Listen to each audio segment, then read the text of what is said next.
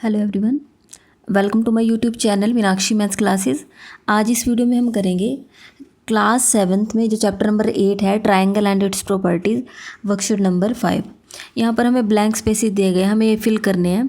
लेकिन देखो इनको फिल, अगर मैं आपको इनके सिंपल आंसर बता दूँ तो आप एक तरीके से ये हो जाएगा कि आप इनको सिर्फ रट लेंगे, है ना। लेकिन ऐसा नहीं करना है मैं आपको, क्योंकि देखो ये जब तक हम कंस्ट्रक्ट नहीं करते हैं तब तक हमें कोई रिज़ल्ट नहीं पता चलते हैं। तो मैं इन सब के बारे में आपको बताऊंगी, लेकिन मैं आपको ड्रॉ करके दिखाऊंगी पहले, फिर उसके हिसाब से हम अपने इसको आगे पढ़ेंगे। तो सबसे पहले देखो ये जो हमारा वर्कशीट 5 है, कुछ इंपॉर्टेंट चीज़ें हैं जो हमें सीखनी है, उसके हिसाब से ही हम आगे कर पाएंगे। इसमें हमारा यूज़ होगा medians and centroid of a triangle. हमें एक ट्रायंगल की मीडियंस फाइंड करनी है, ठीक है। तो सबसे पहले देखो मीडियन होती क्या है। A median of a triangle is the line segment that joins a vertex to the midpoint of the opposite side। अब आप यहाँ से देखो, मैं आपको ड्रॉ करके दिखाती हूँ। अब जब यहाँ पर बात हो रही है कि ये हमारा किससे रिलेटेड है, ट्रायंगल एंड इट्स प्रॉपर्टी। तो सबसे पहले मुझे यहाँ पर एक ट्रायंगल बनानी है, ठीक है। आप अपनी मर्जी से कोई भी ट्रायंगल बना सकते हैं, लेकिन क्योंकि हमारे यहाँ पर इक्विलेटरल ट्रायंगल का एक कंसेप्ट यूज़ होगा तो मैं आपको इक्विलेटरल ट्रायंगल का ही बना के दिखाऊंगी, ठीक है। तो यहाँ पर हम लेते हैं इक्विलेटरल ट्रायंगल बनाएंगे। अपनी मर्जी से आप कितने भी साइड ले सकते हैं। मैं यहाँ 8 सेंटीमीटर ले रही हूँ, मर्जी से कितना भी ले लो, उससे कोई फ़र्क नहीं पड़ेगा। तो यहाँ से 8 सेंटीमीटर ले लेते हैं। अब क्योंकि मुझे इक्विलेटरल ट्रायंगल बनाने है तो उसमें मुझे पता है कि उसकी सारी ही साइडें कितनी होंगी, 8 सेंटीमीटर की होनी चाहिए। आपको ये बनाना नहीं है, सबसे पहले मैं आपको बता दूं, आपको सिर्फ आपकी जो बुक है उसमें ब्लैंक्स फिल करने हैं। जो कुछ मैं बनवा रही हूँ ये आपको मतलब समझने के लिए सिर्फ है, ठीक है। आपको कॉपी पे नहीं बनाना है। यहाँ पर ये मैंने एक साइड ले ली है ए बी, 8 सेंटीमीटर लिया है। लेंथ ना भी लिखोगे तो चल जाएगा, क्योंकि हमें यहाँ लेंथ से कोई मतलब नहीं है। मैं सिर्फ इक्विलेटरल ट्रायंगल बनाना चाहती हूँ। आपको पता होगा इक्विलेटरल ट्रायंगल के लिए आपने एक साइड ले ली ए बी, जितनी ए बी की लेंथ है आप अपनी उतनी कंपास को ओपन करोगे, ठीक है। देखो मैंने यहाँ से लेकर यहाँ तक का ओपन किया, थोड़ा सा और ज़्यादा होगा, क्लियर है। यहाँ तक ए बी इतना ओपन किया है। अब जितनी आपकी कंपास ओपन हो गया उसकी यहाँ देखो ए पॉइंट पर रखो, एक आर्क ऊपर लगाओ, ठीक है। ऐसे ही उतनी ओपन रहने देना। बी पॉइंट पर रखो, एक आर्क यहाँ से लगा दो, ठीक है। ये आपका एक पॉइंट आ जाएगा सी। अब इस सी पॉइंट को आपको ए पॉइंट से भी मिलाना है और बी पॉइंट पर भी मिलाना है। थोड़ा सा देखो टाइम तो लगेगा, लेकिन आपको अच्छे से समझ आ जाएंगे ये सारी चीज़ें। ए और सी को मिला दिया, बी और सी को मिला दिया, ठीक है, हो गया। इक्विलेटरल ट्रायंगल मैंने बना दिया। मैं यहाँ लिख देती हूँ कौन सी ट्रायंगल है, इक्विलेटरल ट्रायंगल।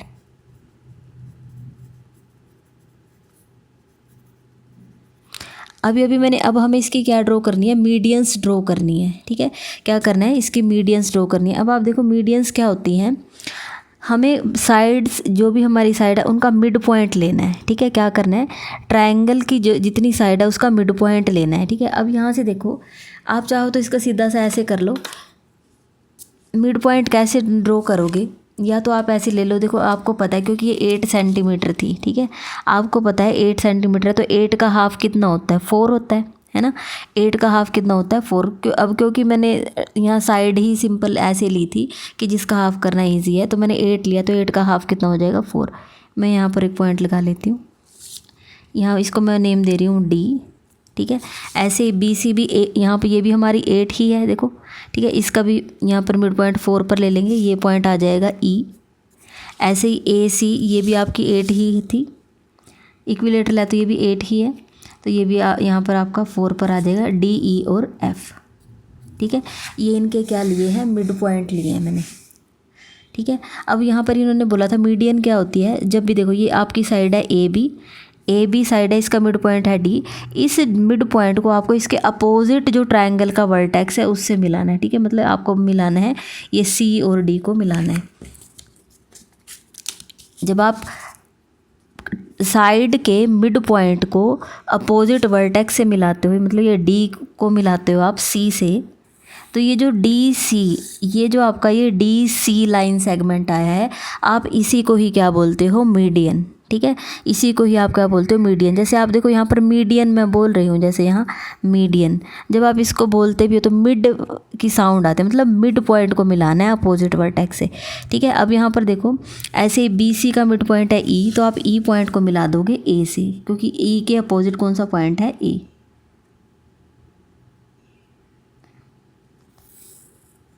ठीक है, अब यहाँ पर यही जो इसका पॉइंट है ना, यही इसका सेंट्रोइड होगा, लेकिन अभी यहाँ पर ये एक पॉइंट और रहता है, इसको भी मिला देते हैं। ठीक है, बी को किससे मिलाएंगे, एफ से, बी और एफ को मिलाएंगे। क्लियर है।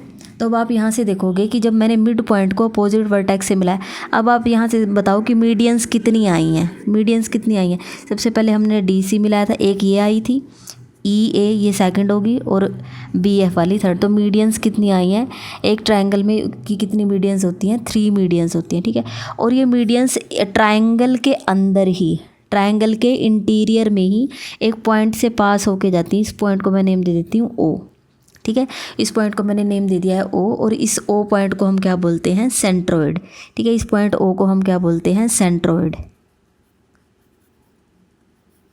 ठीक है, हो गया सेंट्रोइड। अब इससे रिलेटेड एक और इम्पोर्टेंट बात है जो मैं आपको बता दूं कि ये जो यहाँ पर ये यहाँ से देखो मीडियन कौन सी है, मैं कोई भी एक मीडियन उठा लो आप। जैसे मैं यहाँ पर उठा लेती हूँ डी से सी। ठीक है, डी से जब मैं सी पर जाती हूँ तो डी से ओ पर जाते हैं और ओ से सी पर। ठीक है, कहाँ से जाते हैं, मैं डी ओ की लेंथ फाइंड करूँगी, डी से ओ तक की कितनी आएगी अभी स्केल से मेज़र कर लेंगे, और ओ से सी तक का, ओ से सी तक का। ठीक है, इसको मेज़र करते हैं, देखो कितना आ रहा है ये।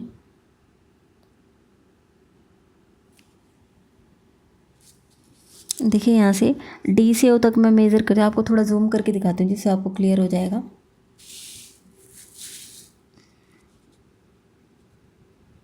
ओ से लेकर यहाँ से देखो ओ से लेकर डी तक ये आपका है, ये यहाँ तक ये 2 है और 2 से आगे 3 है, तो यहाँ डी से ओ तक ये आपका आ रहा है 2.3। ठीक है, इसका यूज़ है आपका, आप ये ना सोचना कि इतना सारा डिटेल में क्यों बता रहे हैं, इसका यूज़ है। ठीक है, ओ से लेकर सी तक का भी मैं आपको मेज़र करके बता रही हूँ। तो ये कितना आ रहा है, यहाँ से ये 4 होगा, ये 4.5 होगा, और उससे एक और आ गया, तो ये कितना है 4.6 सेंटीमीटर। ठीक है, मैंने यहाँ लिख दिए हैं। ठीक है, मैंने यहाँ पर लिख दिया डी से ओ और ओ से सी। अब आप इनकी रेशो फाइंड करके देखो, डी ओ को डिवाइड कर दो ओ सी से। ठीक है, रेशो का मतलब ये तो होता है डिवाइड करना। तो ये तो है आपका 2.3 और ये आपका 4.6। जब देखो यहाँ डेसिमल से डेसिमल के बाद एक डिजिट यहाँ है डेसिमल के बाद, तो इस डेसिमल से ये डेसिमल रिमूव होगा, 23/46। जब आप इसको कैंसिल करोगे 23 1 ज़ा 23, 23 2 ज़ा 46, मतलब ये आता है आपका 1/2। ठीक है, ये कितना आ रहा है 1/2। क्लियर है। मतलब अगर मैं इसको रेशो में लिखना चाहूँ, तो ये आपकी रेशो कितनी बनेगी, इसको आप 1:2 या 2:1 लिख सकते हैं। ये आपका 1:2 आएगा, लेकिन मैं इसको आप 1:2 या 2:1 लिख सकते हैं। ठीक है, क्योंकि वही है ना, अगर आप O C divided by O D लिखते, ठीक है, O C divided by O D लिखते तो आपका 2 ऊपर आता और 1, तो इसमें रेशो कितनी आती है 2:1। हम हमेशा क्या करते हैं, बड़ा पार्ट पहले लेते हैं। तो जब हमने सी O divided by O D लिया, सी ओ रेशो ओ डी निकाला, तो वो आपका कितना आएगा 2:1। इसी तरीके से अगर आप इसका निकालोगे, मेज़रमेंट करके देख लेना, अगर मैं सबको मेज़र करके दिखाऊंगी तो बहुत लंबा हो जाएगा। ए ओ रेशो ओ ई, ये भी आपका कितना आएगा 2:1। ठीक है, ऐसे ही यहाँ से बी ओ एफ इनकी भी रेशो निकालोगे, यही आएगा। ठीक है, आप किसी भी ट्रायंगल में, आप अगर ये सोचोगे कि मैम क्या सिर्फ इक्विलेटरल ट्रायंगल में, चाहे आप इक्विलेटरल ट्रायंगल लो, ठीक है, या फिर आप आइसोसेलेस ट्रायंगल लो या स्केलन ट्रायंगल लो, कोई भी ट्रायंगल ले लो, तो उसमें जो इनकी ये जो मीडियन जो सेंट्रोइड होता है, देखो ये है सेंट्रोइड, ये जो सेंट्रोइड है ये मीडियन को किस रेशो में बांटता है 2:1। ठीक है, ये क्लियर है, आपको याद रखना है। ये मैंने आपको कुछ रिजल्ट्स बताए हैं। ठीक है, अब इन्हीं रिजल्ट्स की हेल्प से मैं आपको ब्लैंक्स फिल करवाऊंगी। तो अब आप यहाँ पर देखें, फिल इन द ब्लैंक्स में फर्स्ट है हमारे पास a median of a triangle is the. अब आप यहाँ से देखो, हमें ऐसे कोई यहाँ याद नहीं रखना है, हमें यहाँ देखना है। देखो मीडियन मैंने आपको बताया था यही होता है ना, जब मिड पॉइंट को हम अपोजिट वर्टेक्स से मिलाते हैं, यही होती है ना मीडियन किसी भी ट्रायंगल में, ठीक है। अब आप ये देखो ये है क्या, ये आपका एक लाइन सेगमेंट होता है। देखो मैंने आपको 6th क्लास में भी कराया था, जब आपको देखो एक ऐसे सीधा रास्ता, वो एक पॉइंट से दूसरे पॉइंट जिसमें दोनों तरफ पॉइंट होते हैं, वो आपका क्या होता है, लाइन सेगमेंट होता है, ठीक है। तो ये CD आपकी एक मीडियन थी, तो मीडियन आपकी क्या होता है, एक लाइन सेगमेंट होता है, मतलब लाइन का एक टुकड़ा होता है, ठीक है। तो यहाँ से देखो ये आपका एक लाइन सेगमेंट है, तो आप यहाँ लिखोगे a median of a triangle is the line segment, line segment, ठीक है। क्या होता है, लाइन सेगमेंट होता है that joins a vertex to the dash of the midpoint. अब आप यहाँ पर देखो, ये आपकी मैंने अब बनवाई थी आपको, ठीक है। अब आप यहाँ से देखो, जब आप मीडियन ड्रॉ करते हो तो आप क्या करते हो, ट्रायंगल के एक वर्टेक्स को, जैसे ये इसका ट्रायंगल का कोई वर्टेक्स हो गया, इस वर्टेक्स को आप कहाँ मिलाते हो, आप देखो यहाँ से चले हो, ये यहाँ जाके D पॉइंट पर मिल गया, और D पॉइंट क्या था, अपोजिट साइड का क्या था, ये तो मिड पॉइंट था, है ना। ऐसे ये जो A वर्टेक्स था, इसको जब आपने यहाँ मिलाया तो E क्या था, अपोजिट साइड का मिड पॉइंट। ऐसे ही F क्या था, अपोजिट साइड का मिड पॉइंट। तो यहाँ क्या आएगा, that joins a vertex to the midpoint of the opposite side. तो हम यहाँ पर क्या लिखेंगे, मिड पॉइंट, मिड पॉइंट।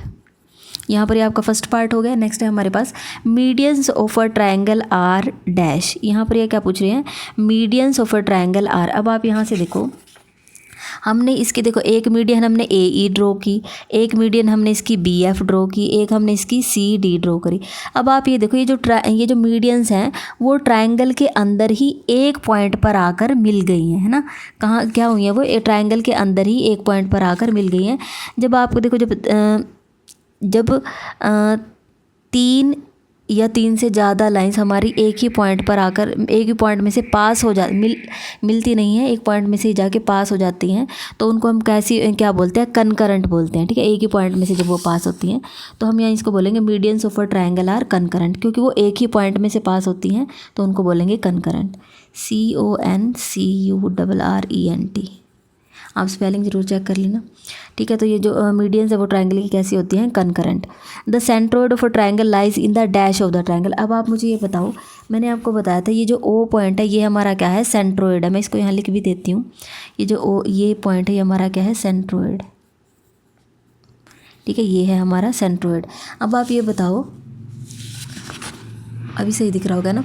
देखो ये जो सेंट्रोइड है वो आप ये बताओ, वो ट्रायंगल के अंदर लाई करता है, ट्रायंगल के बाहर लाई करता है। ये जो पॉइंट O है वो तो ट्रायंगल के अंदर ही आया है ना, तो ये कहाँ पर लाई कर रहा है, इंटीरियर में लाई कर रहा है। तो हम यहाँ लिखेंगे the centroid of a triangle lies in the interior, interior of the triangle. Next है हमारे पास the centroid of a triangle divides each median in the ratio. देखो मैंने आपको करवाया था, अब आपको यहाँ समझ आएगा कि मैंने ये इतना सारा पार्ट आपको क्यों करवाया था। हमेशा क्या, एक चीज़ याद रखो कि ये मत बोलना कि मैम 1:2 आया था, हमेशा हम बड़े वाला पार्ट ऊपर रखते हैं, ठीक है। COOD मैंने आपकी सबको बताई थी, रेशो कितनी आएगी, 2:1। आप किसी भी ट्रायंगल में कोई भी ट्रायंगल बनाओ, आप मिड पॉइंट को अपोजिट वर्टेक्स से मिलाए, ठीक है। तो जब आप उनकी ये जो मीडियंस है उसके पार्ट आप स्केल की हेल्प से मेज़र करना और उनको डिवाइड करके देखना, आंसर हमेशा 2:1 ही आएगा। तो यहाँ से देखो, the centroid of a triangle divides each median in the ratio 2:1। ये हमारा 4th पार्ट हो गया। नेक्स्ट है हमारे पास 5th part, in an isosceles triangle the medians to the equal sides are dash. अब आप यहाँ से देखो, वो कह रहे हैं कि अगर आप आइसोसेलेस ट्रायंगल लेके चलते हैं, आइसोसेलेस ट्रायंगल मतलब जिसकी 2 साइड्स आपकी कैसी हो, equal, the medians to the equal side, equal sides पर जो आप उनकी मीडियंस ड्रॉ करोगे उनकी जो लेंथ है वो आपको बतानी है क्या है। वैसे तो इसमें देखो इक्वल आएगा, मैं लेकिन आपको जल्दी से ड्रॉ करके दिखा देती हूँ कि अगर हम आइसोसेलेस ट्रायंगल लेंगे तो क्या होगा। हम जल्दी से एक आइसोसेलेस ट्रायंगल ड्रॉ करेंगे। देखो आइसोसेलेस ट्रायंगल कैसे ड्रॉ करते हैं, आप अपनी मर्ज़ी से कितनी भी लेंथ ले लीजिए। जैसे मैं यहाँ पर 6 ले लेती हूँ, ठीक है। मैंने यहाँ पर 6 ले लिया, इसको मैं A B नेम दे देती हूँ। अब क्योंकि आइसोसेलेस ट्रायंगल, देखो आइसोसेलेस ट्रायंगल में हमें 2 साइड इक्वल लेनी है। अब यहाँ मैं कहती हूँ कि ये वाली साइड और ये वाली साइड मुझे इक्वल लेनी है, तो आप अपनी मर्ज़ी से कितना भी ओपन कर लें, ठीक है, कम ज़्यादा जितना भी करना चाहो, ठीक है। क्योंकि आपको ऊपर वाली साइड यहाँ A पर रखो मर्ज़ी से, कितनी भी ओपन करके, ठीक है, कितनी भी ओपन करो।